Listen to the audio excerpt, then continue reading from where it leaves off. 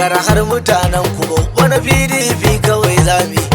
Aliyu Mustapha sai ya neman damu mutumin arziki. Salma, Salma, Salma, habba Salma.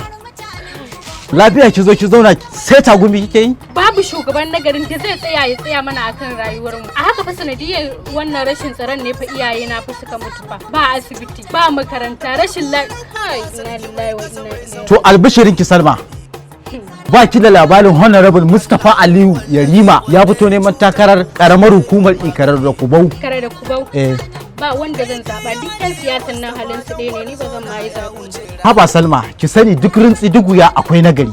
Musa kenan, a yanzu kai dai ka tabbatar da Honorable Yarima Kare da Kubau zai ba mu ingancin rayuwar mu, zai ba mu tsaro kamar yadda kake faɗa kuwa? Ina kyauta zata in muka zaɓi Honorable Mustapha Aliyu Damo Yarima a matsayin ɗan majalisar tarayya mai wakiltar karamar hukumar da Ikarar da Kubau zai samar mana da duk wannan abubuwan da na lissafa miki. Aiko gaskiya idan maganar da kake faɗa gaskiya ne, daga nan babu inda zan je sai katin zaɓe na. Yawwa, ko ke fa?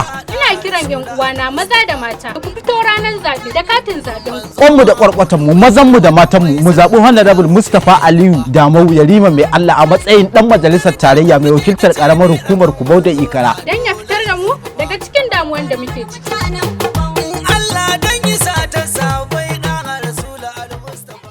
Wannan saƙo ne daga Aliyu Haidar.